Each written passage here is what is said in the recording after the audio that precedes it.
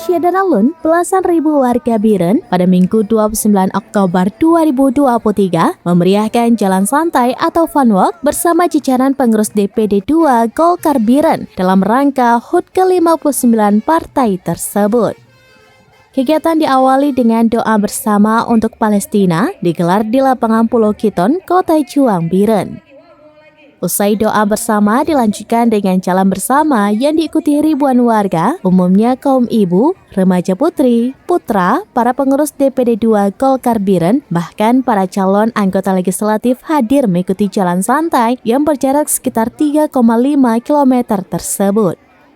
Jalan santai dilepas oleh Ketua DPD 2 Golkar Biren, Haji Mukhlis AMDSH, di depan Dinas Perpustakaan dan Kearsipan Biren, diawali dengan pelepasan balon serta mengibarkan bendera start.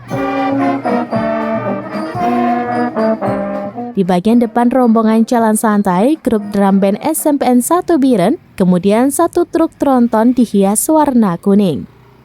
Ketua DPD 2 Golkar, Haji Mukhlis, mengatakan peserta hadir hampir 10.000 orang lebih.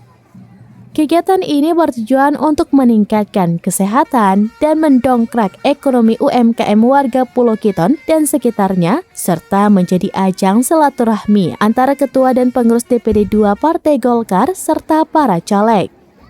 Panitia juga mempersiapkan hadiah utama 2 unit sepeda motor serta 200-an hadiah menarik lainnya.